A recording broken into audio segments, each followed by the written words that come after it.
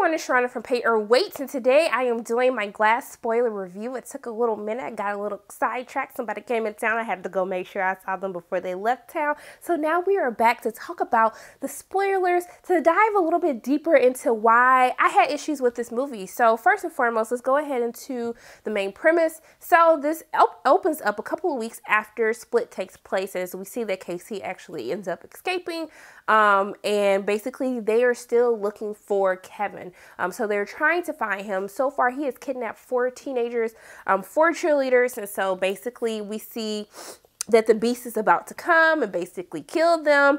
And so we're introduced to David and his son, and so basically they run a security company, and outside of them doing the security company by day, they kind of had all these little tracking things his son tracks to try to figure out where to find bad people. And so we see that David is basically trying to find the beast, and so they end up tracking him down, and they end up going to kind of like this abandoned brick thing, because he ran into Hedwig and he brushed against him and he saw the premonition. He saw like the girls being there. And so basically the son helps him track the place down. They find it, but he comes into contact with the beast. So this one I was like, oh snap, like if this what the movie's gonna be like, I am here for every part of this, because when we see the beast climbing up on the ceiling, kind of how they show, I love the cinematography, kind of how they show like this upside down view, and then watching him like come for him. Then when he threw that damn,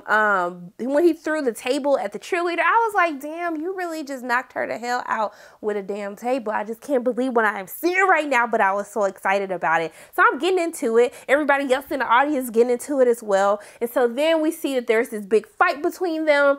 And I was just like, oh my goodness, like, yes, I am here for all of this. And then we see that they end up jumping out of this building and they end up getting caught. And so that's when we're introduced to Sarah Paulson's character, Dr. Staple. And so I was like, okay, like, all right, they're gonna put everybody under the same roof. We about to see Elijah, like it's about to be great. But then that's the moment where this movie basically takes kind of a turn for a worse pacing wise. And this is when I start getting very bored with the movie. I started getting exhausted, sleepy, because I wasn't necessarily on the edge of my seat in entertainment as I was from how the movie first started out. And so I would say one of my issues was they kind of contained everybody into this one area of being like in this asylum, because basically she introduces herself and she's trying to help them understand that they do not have superhero abilities. And so she's trying to help these people with these complexes realize like, y'all ain't got no damn powers, like simmer down a little bit, okay? And so that's when we start to kind of run into some of the issues. And so first and foremost, with Samuel Jackson's character, Elijah, he kind of is like, has a master plan. And so he's kind of playing into that. So he's kind of comatose for the majority of the movie. So much that you're sitting there like, dang, Elijah, can you wake up for a moment? Like, this is your movie. So I'm expecting you to be doing a little bit more than basically just sitting there acting like you're just out of it. And so we finally see that this has been a part of his plan. And so he's been planning all of these things to happen. He's been sneaking out, trying to do stuff to the servers. And so I was like, okay, it's about to speed up again a little bit. But then it's just like, nothing really happens. It kind of goes on for maybe like 45 minutes until something big happens. And so during the course of all of this, we kind of are introduced to more personalities from James McAvoy. That scene alone where he's kind of in there and this orderly comes in and basically he's going through all of the different lights and how he's changing all of these different characters. I was like, give this damn man an award for what he's doing, because he is just so entertaining to watch. And I thought it was so cool how he did that scene. And then also too, when we get towards the end, as his character is unfortunately dying. And so my issue is when we finally get to this big fight, okay? So we're promised this big fight. They kind of trick us a little bit because they try to say that there's this brand new hotel or building that's opening. And so we think that Elijah's plan has to deal with that that's how he's going to expose the world to the fact that superheroes exist. And not only do he exist, he creates them.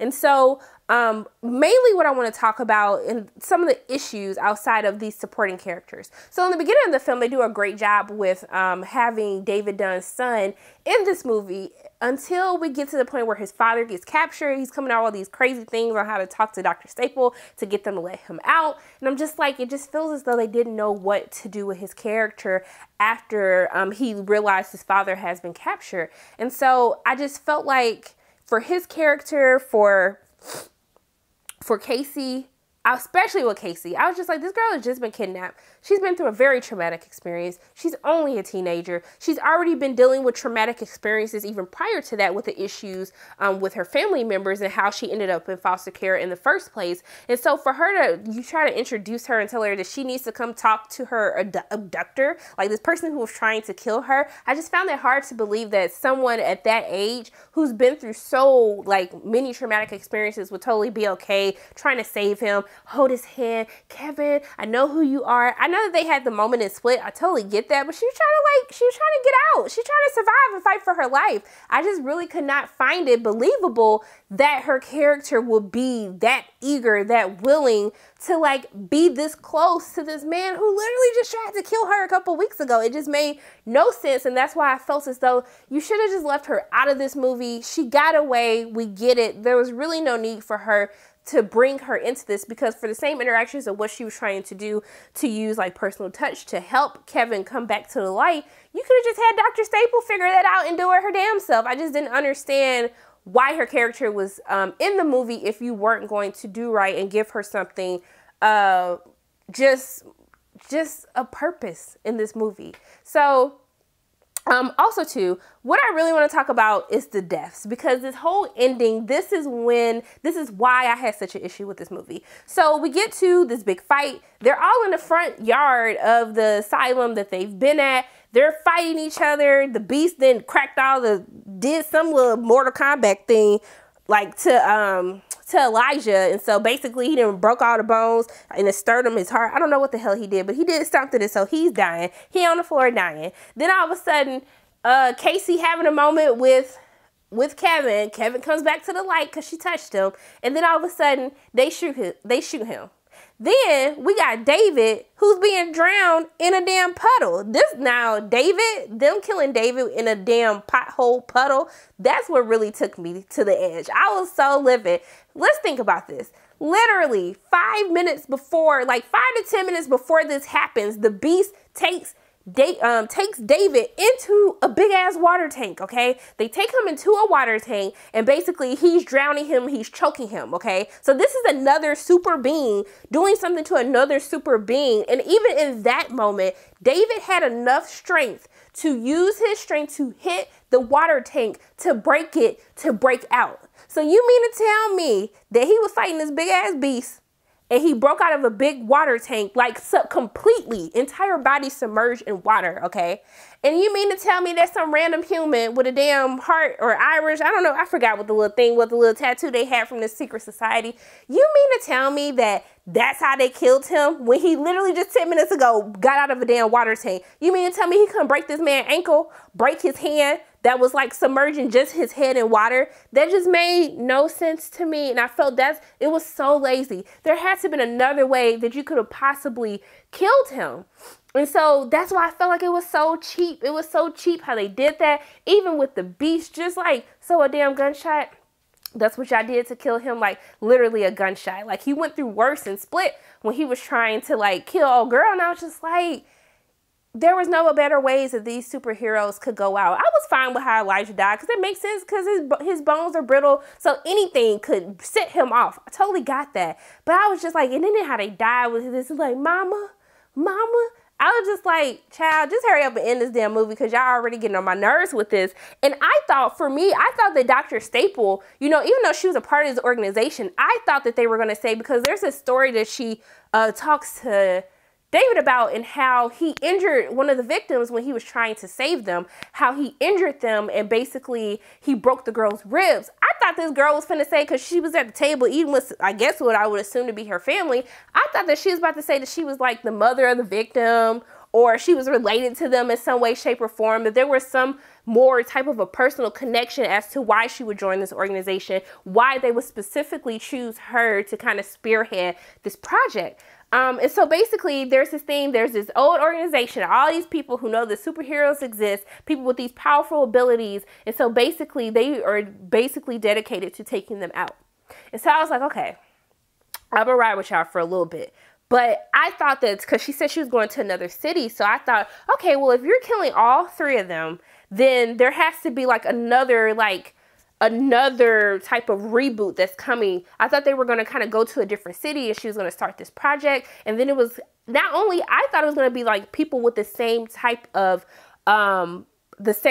issues or afflictions that Elijah, David, and Kevin had. But no, it just like went off. It was just like the secret society. They meet in this restaurant. She's telling them, hey, here are the results. And then she finds out all of the extra stuff. But I was just like, that's it? Like, y'all not gonna try to do an end credit scene to show like this new group of people who have emerged? Because we see that Elijah's master plan the entire time was to never go to the building that they kind of tricked us into thinking that that's where the final act was going to go. His whole point was to break in and take footage because he didn't trust these hoes. He knew they was up to something that wasn't right. And so basically he wanted to basically prove that not only was he able to create these superheroes, because we see the connection that David and Kevin has is that Kevin's father was on the same train that David Dunn was on when everything crashed. And because Kevin's father died, he was forced to live with his abusive mother. And then that's how he became who he was, because his father was actually going to try to seek treatment for his DID. So I was like, okay, I like how all of that tied in. I was okay with that. But it's just the laziness of how these random ass people with no powers to basically, it's safe for me to assume that they don't, because they hate people who have powers. So I wouldn't expect them to employ people who have some type of superhuman powers to then go and be working for these people. So I'm assuming that they don't have powers to that easily kill all these people. It just didn't make no sense. And that's why I felt like it was lazy. I felt betrayed. And that's what killed the entire movie for me. It just didn't make any sense. And then to try to create this universe, it's like you created this universe and then finally brought all of these people together to just kill them. Just like that. Just kill them. That's it. I was just like, that was a damn waste. So that's pretty much like the main issue that I have, especially like explaining the ending and seeing how we finally gave some meaning to Elijah's character, which I think is fine. Even though Samuel L. Jackson didn't get screen time, this was all his master plan, and how this came together, how he showed through causing all of these tragedies, how he was able to apply if certain circumstances happen to specific individuals, it can unlock abilities that they didn't even know that they had. And so I was okay with that. I just felt as though the ending with this whole secret organization with Sarah Paulson's character, it was just lazy and cheap. Okay, y'all? I really hope that I explained better like why I had issues with it, because I know a lot of people were upset. They feel like critics are bashing this movie to bash it. I still felt like certain parts of this movie was enjoyable, but when I weigh the pros and the cons, there were more cons for me. And that's why I had to say wait. So I really hope that I kind of explained a little bit more of why I was let down, why the ending let me down. And if you have like any questions, if you want to debate some things, please feel free to comment in the comment section below. I will always respond to you guys, time permitting. So those are kind of like my spoiler thoughts, my ending explained to Glass. As always, my name is Sharronda from Pair of Weights. And if you like what you saw today, make sure you hit the like button, hit subscribe, share this video with your friends, and make sure you hit that notification bell, and I will see you soon.